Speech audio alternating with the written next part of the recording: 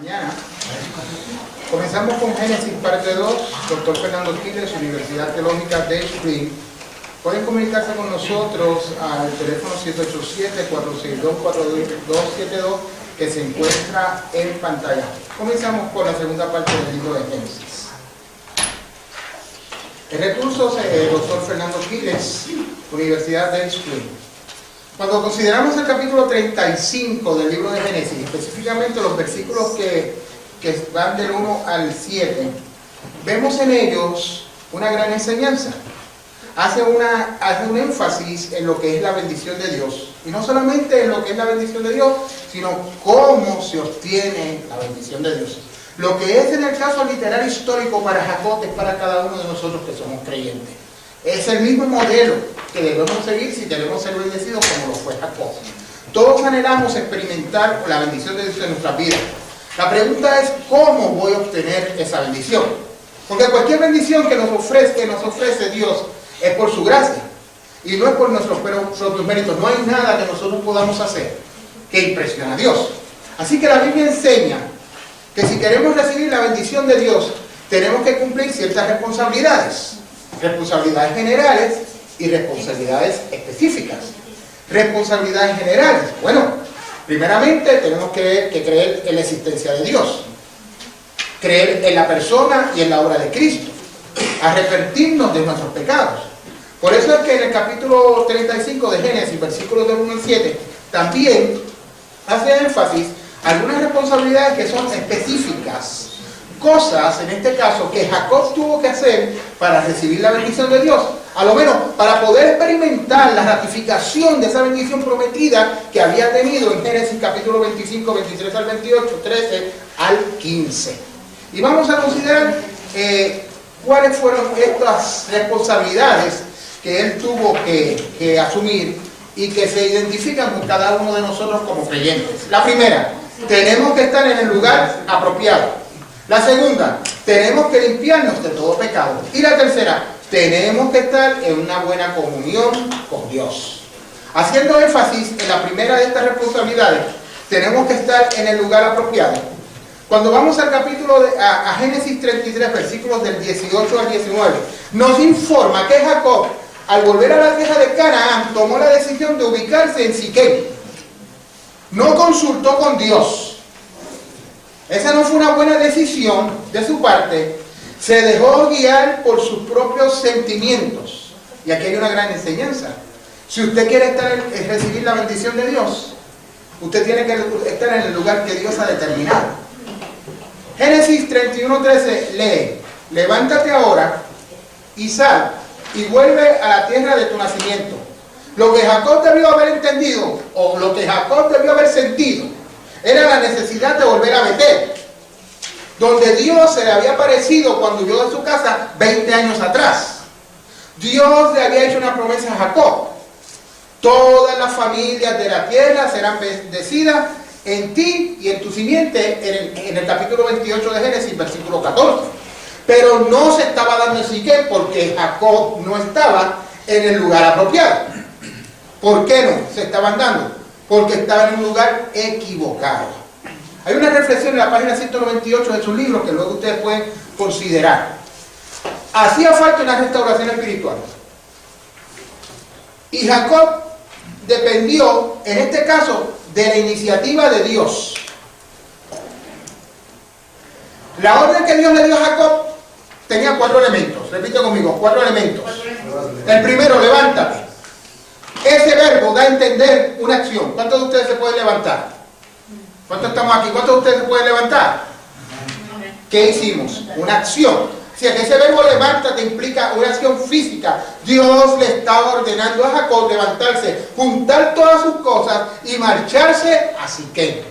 Ese verbo levantar también puede tener un contenido de sentido espiritual. Jacob estaba estancado espiritualmente porque no estaba en el lugar correcto.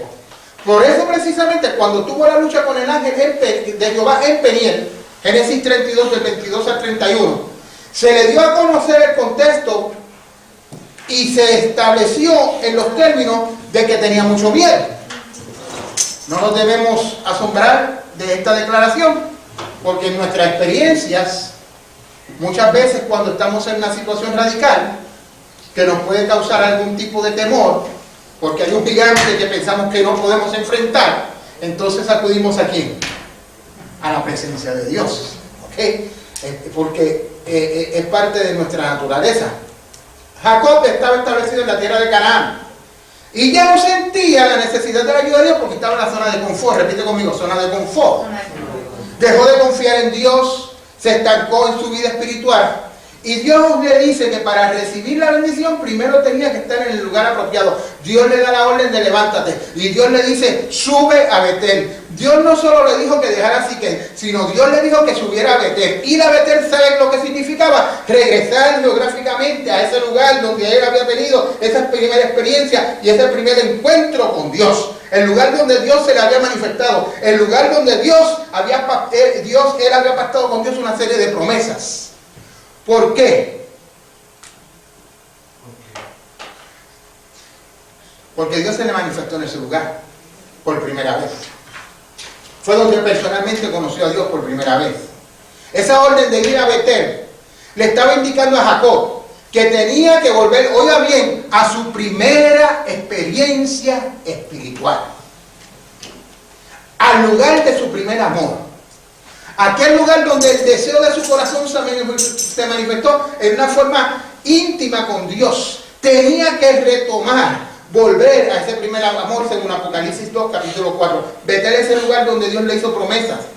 ¿Cuáles promesas? Mire, darle la tierra de Canaán, darle una descendencia numerosa.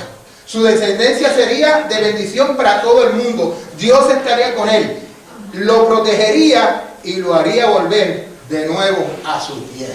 Pero tenía que estar en el lugar correcto. Cuán importante es recordar lo que Dios nos ha prometido y cuán importante es nosotros recordar lo que le hemos prometido a Dios. Levántate, sube a Betel.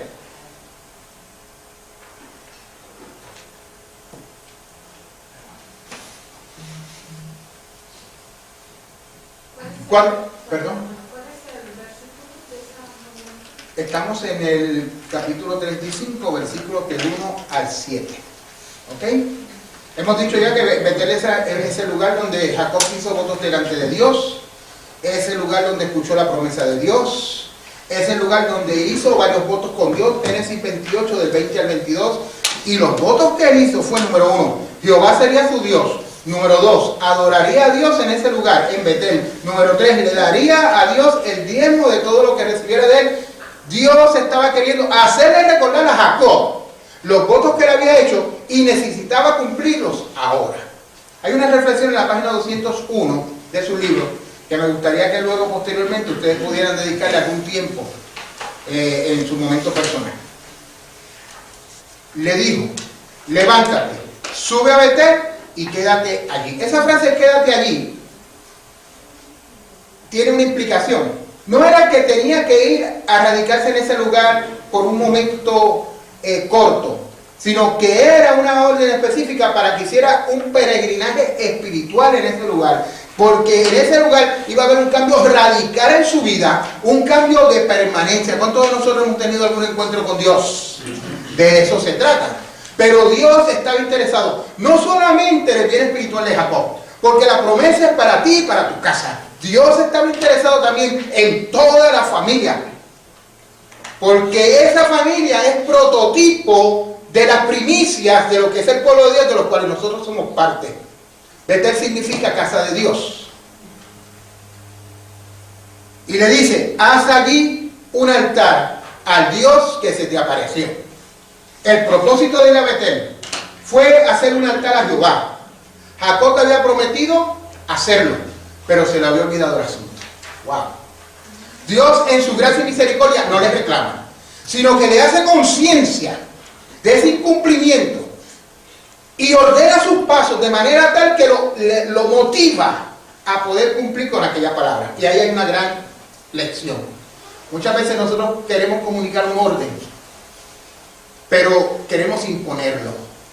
Aquel que tiene la autoridad de imponerlo, que es Jehová Dios, nos enseña aquí que lo que hizo fue ordenó sus pasos y lo animó a cumplirlo. Qué gran experiencia nos causa esto en nuestra vida. Oiga, Podemos decir que la paciencia de Dios es grande con sus hijos. Él es lento para la ira y es grande en misericordia. Reflexión de la página 202, podemos considerarla posteriormente. Oiga bien, para recibir la bendición de Dios tenemos que estar en el lugar apropiado. Y segundo, tenemos que limpiarnos de todo pecado. Repítelo conmigo, limpiarnos de todo pecado. Jacob deseaba obedecer al Señor, como cada uno de nosotros desea obedecer al Señor. Pero se dio cuenta de que antes de hacerlo había que hacer algunas cosas con su familia. Yo no sé si usted se ha dado cuenta de eso en alguna vez en su vida. La orden que Dios le dio fue reveladora. Quitar los dioses que hay entre vosotros y limpiaos y mudar vuestros vestidos. Vamos a analizar estas tres cosas que Jacob ordenó hacer a su familia. Le dijo, quitar los dioses ajenos. Es decir, Jacob estaba reconociendo en ese momento que algunos miembros de su familia, que parte de sus siervos, eran idólatras. El texto bíblico no nos ofrece mayores detalles de la identidad de esos dioses, pero si traemos esa enseñanza a hoy, pueden haber muchos elementos en nuestras vidas que sean procesos de idolatría que estemos posicionando en el lugar que le corresponde a Dios. A Dios se le da lo primero, no se le da nada. ¿Cuántos dicen amén? Porque Dios no es un Dios de segundo lugar. Amén. Toda situación que traiga a Dios a un segundo lugar en nuestra vida, podemos decir que es un ídolo. ¿Ok? Indudablemente, está ordenando a su familia, comenzando con su esposa Raquel, de descendencia pagana. Fue y la conoció en la casa de Labán. Raquel hurtó los ídolos de su padre cuando hubo el momento de la salida. Ahora bien, no está claro si Jacob se está refiriendo a esos ídolos o si está hablando de otros dioses falsos. Quizás están refiriéndose a ambas cosas. Aquí lo radical y lo que tenemos que dar énfasis es la frase que dice dioses ajenos, está en azul en la presentación. Significa los dioses de los extranjeros. La presencia de un dios falso o de dioses falsos dentro del seno familiar de Jacob o aún dentro del seno familiar de nuestras familias es ofensivo para Dios y no va a permitir que haya una manifestación plena de su bendición en el Señor hasta que no sea limpiado ese pecado de su casa. Era necesaria una renovación espiritual. Eliminar, no algo, sino todo lo que es idolatría. Por eso es que en el versículo 4 indica cómo lo hizo. Las personas, oiga bien lo que dice esta frase, dieron a Jacob todos los dioses ajenos que había en el poder de ellos. Las personas, plural, más de uno, juntamente con los zarcillos que estaban en sus orejas. Hay que leer en la página 204 una reflexión que hay. Ahora bien, todas las reflexiones que hace énfasis el libro son con un contexto contemporáneo en términos de la enseñanza histórica que estamos considerando. Hay algunas cosas importantes que debemos notar en ese versículo 4. Mire, lo primero, que más de una persona tenía dioses falsos, porque dice dieron. Lo segundo, que las personas dieron a Jacob todos los dioses ajenos, lo que indica que había muchos. Y aquí hay una característica, así es como se multiplica el pecado. Aleluya. Juntamente con los ídolos, también había que entregar los zarcillos que estaban en sus orejas. Usted dirá, pero ¿qué de malo hay que usar un zarcillo? Lo que pasa es que en este contexto los zarcillos no eran simplemente un adorno decorativo o un complemento de la vestimenta, sino que tenían una función espiritual o religiosa. Estaban vinculados con la idolatría y tienen que ser limpios de todo pecado si quieres entrar en el proceso de la bendición de Dios. Así que Jacob tomó todos esos objetos y los escondió debajo de una encina. Nos dice el capítulo 35, versículos del 1 al 5. Esa encina, ¿dónde estaba? Junto a Siquem. ¿Esto qué indica? Que Jacob efectuó una limpieza espiritual antes de salir del viaje. Mire, antes de usted comenzar cualquier tipo de ministerio, el que sea, no hay ningún evento bíblico que no tenga que ser precedido por la oración y por una relación personal que esté acorde con la voluntad de Dios. Trabajo misionero, lo que usted quiera mencionar. Antes de cualquier evento, tiene que haber una limpieza y una relación y una preparación personal. Eso es lo que está sucediendo aquí en este capítulo. Había que quitar todo lo que ofendía a Dios. Había que quitar todo lo que era impedimento para un desarrollo espiritual de las personas. Aquí se refiere a dioses Literalmente. En el caso histórico, a dioses que eran parte de la liturgia de los pueblos politeístas, que no eran el pueblo de Dios.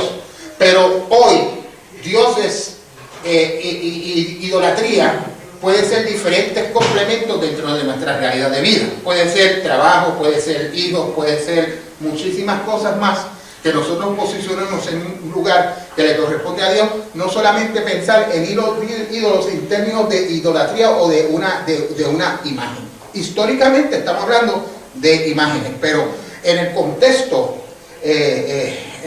exegético tenemos que pensar que no solamente una imagen es un ídolo. No, a veces para nosotros poder escuchar a una persona, primero lo queremos vestir. Después le queremos decir cómo actúe, después que le queremos decir cómo hable, después le queremos decir cómo modere, y entonces sí te escucho. Y usted sabe lo que usted está montando, usted está montando un ídolo. Usted está montando un ídolo. ¿Ok? Bien, bien, limpiaos, repite conmigo, limpiaos. Segunda parte del versículo 35, del capítulo 35. Mire, la segunda cosa que Jacob ordenó a su familia hacer era lavarse. Oiga bien. Chocante, ¿verdad? Lavarse.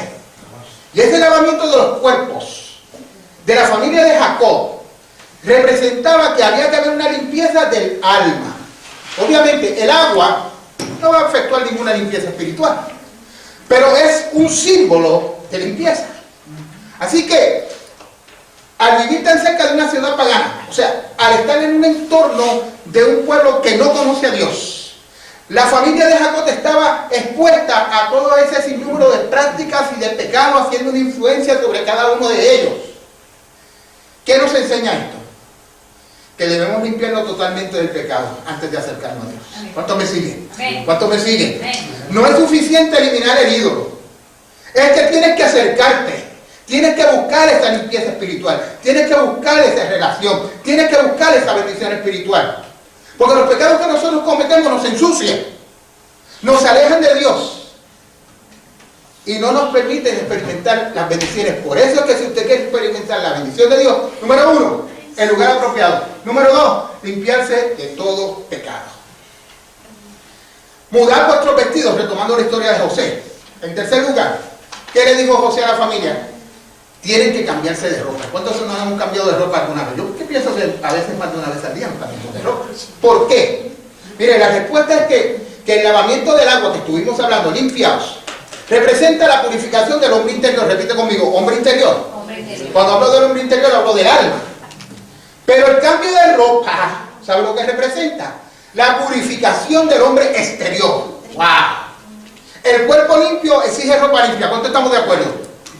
Y la vida cristiana no tiene sentido si usted luego de venir y buscar una reconciliación sigue con el pecado, porque es como ponerse ropa sucia. ¿Cuántos podemos adorar a Dios? Ok.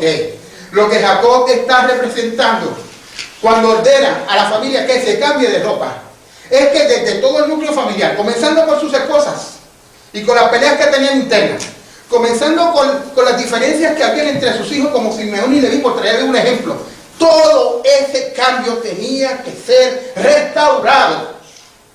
Pablo dice a los creyentes en Galacia, los que son de Cristo han crucificado la carne con todas sus pasiones. No dice con algunas de sus pasiones, dice con todas sus pasiones. Gálatas capítulo 5, versículo 24.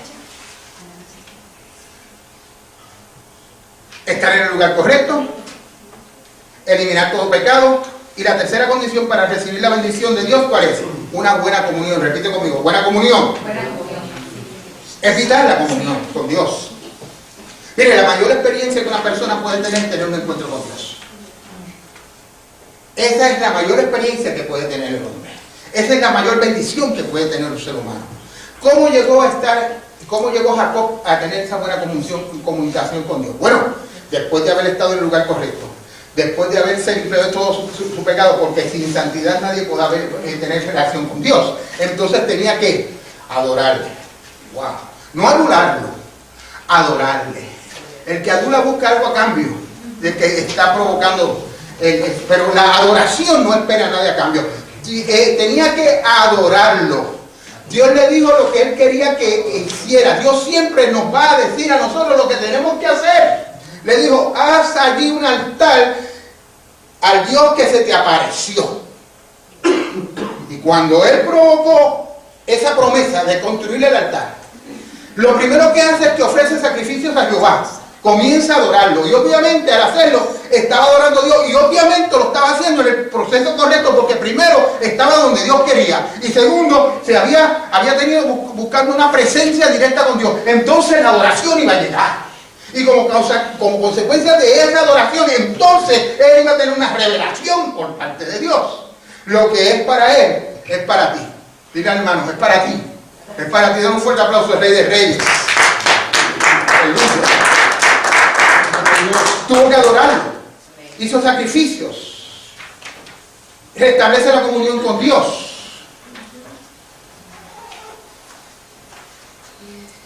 Hay una reflexión en la página 208 que yo le invito a que posteriormente ustedes puedan considerar. La pregunta es cómo se llega a estar en buena comunión con Dios, o cómo Jacob en este caso llegó a estar en buena comunión con Dios. Bueno, todos los pasos anteriores los llevan a una revelación. Repite conmigo, revelación. En el tiempo que estuvo en Siquem, que no era el lugar apropiado, no tenía revelación, porque estaba aquí, en desobediencia. No leemos que Dios se manifestó a Jacob en Siquem, de ninguna manera, ni que le reveló algo. Pero una vez Jacob comienza a obedecer a Dios, entonces la revelación, después de una adoración propia, va a llegar. Aleluya. Era de esperar que nuevamente, cuando llegó al lugar que Dios quería meter, él iba a experimentar directamente una manifestación de la presencia de Dios, porque está en el orden de Dios. Y eso fue lo que justamente pasó cuando leemos Génesis capítulo 35 del 9 al 12. Ahora bien, vamos a concluir. A pesar de la infidelidad de Jacob en esa desobediencia inicial, Dios siempre permanece fiel. ¡Wow! ¡Qué principio poderoso! Dios siempre es fiel. Y siempre su propósito es el de bendecir a cada uno de nosotros, como lo hizo con Jacob. Esta bendición que hemos visto en este pasaje la podemos interpretar de dos maneras. La primera, la familia respondió con sometimiento y obediencia. La familia de Jacob hizo lo propio. Y lo segundo, los habitantes de la tierra no los persiguieron. Bien. Hay tres asuntos relacionados a la bendición de Dios que debemos nosotros observar. Número uno, el contexto en que Jacob recibió la bendición de Dios. Número dos, debemos considerar el contenido que tenía esa bendición. Número tres, el resultado que experimentó por esa bendición. Cuando hacemos énfasis en el contexto de la bendición, en ese momento dado, oiga bien, ¿qué le estaba pasando a José? Mire, es algo radical. Una muerte conmovedora. ¡Wow! En el momento en que él llega a tener la revelación, le llega a su experiencia humana una muerte conmovedora. Jacob estaba ubicado en Betel, en un evento, y ahí ocurrió un evento muy triste. Murió Débora. ¿Quién era Débora? La ama de Rebeca.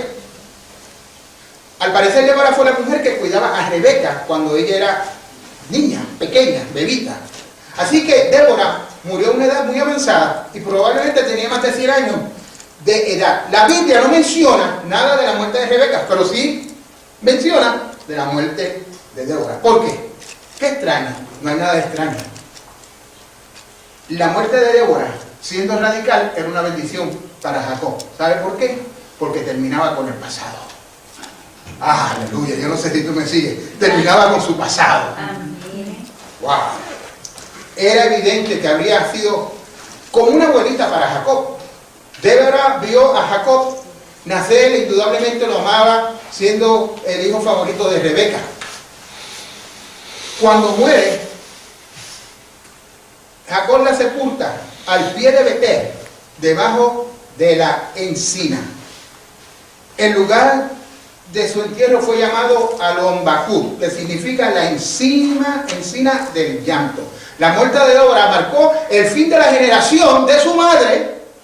Jacob ya no tenía nadie con quien hablar de su pasado. La muerte de Débora representó la ruptura con el pasado. Fue un momento en que Dios bendijo a Jacob hablándole del futuro y mirándolo hacia adelante. La lección, para concluir: Dios sabe cuándo permitir tristezas en nosotros y sabe cuándo ministrar su bendición para animarnos. Continuaremos con esta primera parte del Génesis después de un breve receso. Dios les bendiga.